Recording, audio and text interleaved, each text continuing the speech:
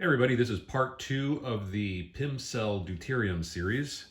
Uh, Pretty much this is going to be a much more brief video. I'm just going to touch on how to properly load your Horizon PIM cell. I'm also going to talk about a little bit regarding maintenance, and then I will touch on the heavy water sources that you can use for your PIM cell. Okay, so the PIM cell, as I reviewed before, has two sides, the oxygen side and the hydrogen side. Okay, first and foremost, never put any fluids on the hydrogen side. The only fluids that are going to go in are going to be on the oxygen side, and those can obviously be either purified water, okay, or deuterium oxide, heavy water. And in this case, since we're discussing fusers and beam on target projects and different things along those lines where you're going to need deuterium, we're going to focus on deuterium oxide. And there's really not going to be much difference between the two. Okay, so the PIM cell, when you load a PIM cell, okay, you're going to use the small syringe that comes with the Horizon PIM cell when you order the kit. Okay, it also comes with the length of 2 millimeter inside diameter silicone tubing. You just connect it to the end of this small syringe. And what you're going to do is you're going to take off both plugs on the oxygen side, set those aside, and you're going to fill about 1 milliliter or cc of heavy water into your syringe. You're going to fill it from the bottom very slowly until you get about, well, until it just gets to the top. You'll see it fill, and I'm going to demonstrate this here in a second. You want to go very slow, because if you go fast, you're going to have a whole bunch of heavy water wasted and shooting out the end of this top port. Okay, so what you're going to do is you're going to take your heavy water source. Okay, remember, your heavy water is hygroscopic, which means it's easy to contaminate with regular water. There's moisture in the air, so you want to keep this closed up as quickly as possible once you get your 1 milliliter charge on your syringe. Okay.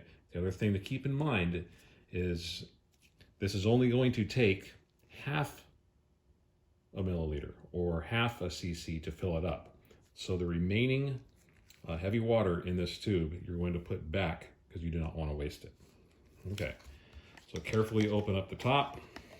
Okay, pull in about 1 cc. Let's see if we get that going here. There we go. See it right about there. Okay, put the cap on, set that aside, take your cell, put that on the bottom port. It's a little bit of a tight fit, but that's what you want. Okay, now you're going to watch this slowly fill up, and don't go fast, go very, very slow. Okay, you see how that's filling up? Real slow. Okay, once it gets to the top, that's about it. You see a little bit of it coming out there. All right, that's perfectly fine.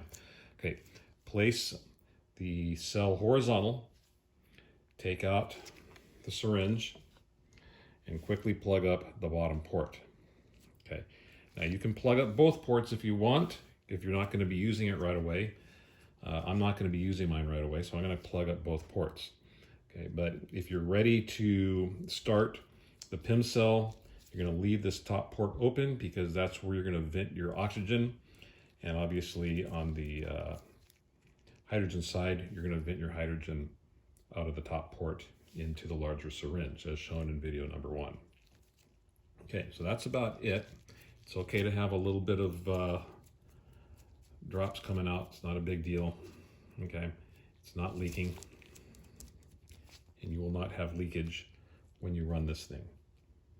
Okay, the instructions from Horizon suggest that you let this thing sit for probably about 3 or 4 minutes, just so it settles in and gets the bubbles out, and then you're going to have a much more uniform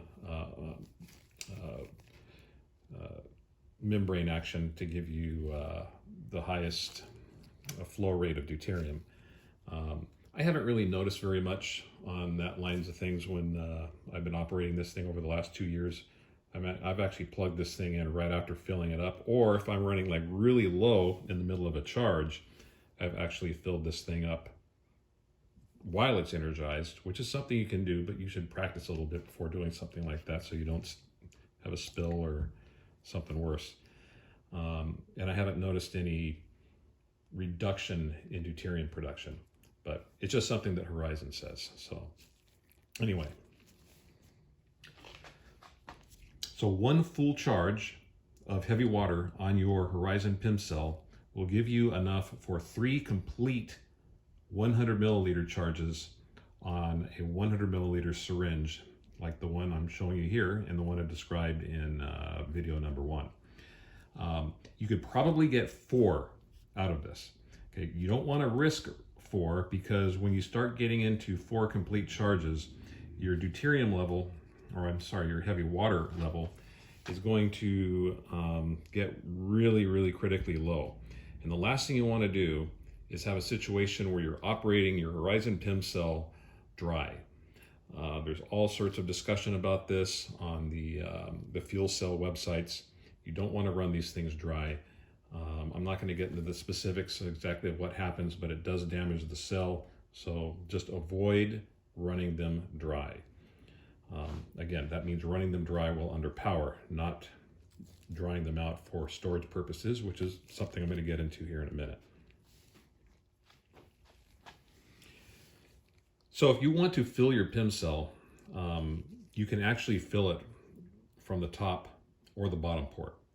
The whole key is just orienting the PEM cell properly so you don't leak a whole bunch out after you're done filling it.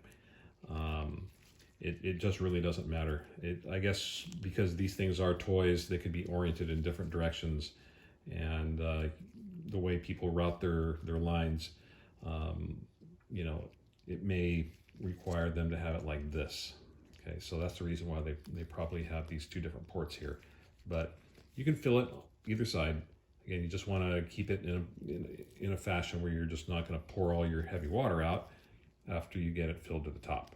And you do want to cap that thing right away. Now, as far as storing your PEM cell, okay, now I'm just going to explain this as opposed to actually doing it. But you generally do not want to store these things for more than a month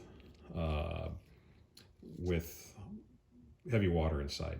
Because the last thing you want is some sort of evaporation to take place within the PEM cell, and that evaporation could leave some sort of residue or salts or something that was in the water, some sort of mineral content. Now, I know this is supposed to be pure, but there's always going to be something that could potentially be left over from evaporation. You just don't want that crud, which is the same crud that causes water spots on your car when the water evaporates. You don't want that stuff on the membranes in your PEM cell. That's another sure way of making these things stop operating or really, really slow down with their efficiency. So let's say you're done fusering, you're going to hang up the fuser hat for about 6 months or a few months, and you still have some heavy water in your PEM cell, but you know you're going to store this thing. The last thing you want to do is, like I said, is to have just leftover water in here. You're going to want to purge this heavy water out. Take off both of your plugs, okay? You take your empty syringe for filling up your PEM cell. Completely give it a charge of air, okay? With both of these plugs off. I'm not going to take my plugs off because I'm not going to waste my deuterium. But let's, for example, you take the plugs off, you put this on one end, and then you slowly push out the deuterium. It's all going to come out of the bottom, the heavy water, as you push in the plunger. Okay, you're going to want to do this a number of times until you're confident that you've got most, if not all, of the water out. Now, you're not going to make it 100% dry, but you're going to at least make this well enough where you can store it. And then after you've done that, it's fairly dry. You're going to put your plugs back on, put it in a Ziploc bag, get as much air out of it as you possibly can. I don't recommend vacuum sealing these things. Maybe some people have, maybe it's okay. I just don't know if that is a good idea or not, because I haven't done it. And the last thing you want to do is cause any undue stress on the membranes, causing warpage, because that will destroy your PEM cell.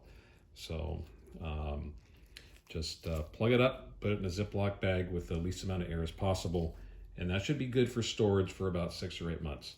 Like I said, I've had this PEM cell for a couple years, maybe a little bit more, and there have been long stretches of time, months, where I have not used it, and it's fired up perfectly after that length of time, so I haven't had any issues. And if it's stored kind of like the way I've explained, I think the longevity of your PEM cell will be greatly extended.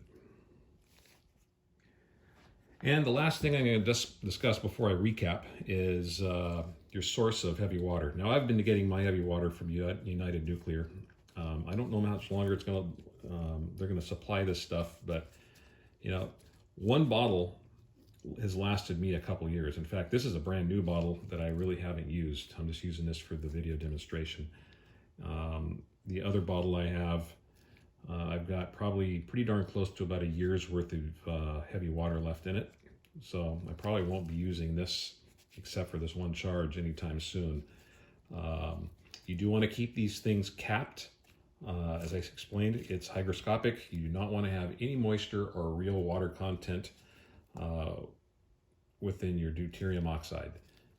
By doing so, you're just going to have excessive regular hydrogen content as opposed to deuterium when you get your product out of the hydrogen side of your PEM cell. And that's just not going to help your neutron numbers for your fuser or whatever project you're working on. So these things generally cost, I think it was about $70 for 100 grams. Shipping wasn't all that bad. So it's not a bad deal, and it's definitely beats buying those glass ampules and figuring out a way of getting the heavy water out of those things. I would not recommend buying the glass ampules. This is definitely the way to go if you can make the purchase. Okay, that is basically it.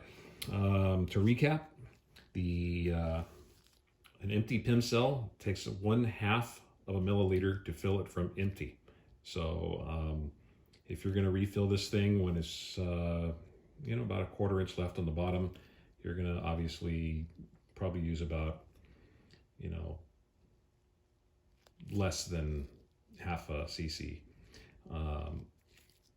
The PEM cell needs to be stored properly if you're going to not use your fuser or generate deuterium with it for a while. So make sure you purge all the heavy water out of your PEM cell. And let's see, 1 PEM cell charge is equivalent to 3 100 milliliter charges of deuterium. Possibly more, but just watch your level so you don't run it dry, because running it dry is a way to break your PEM cell. All right, that is about it. If you got any questions, feel free to ask. And as before, happy fusering.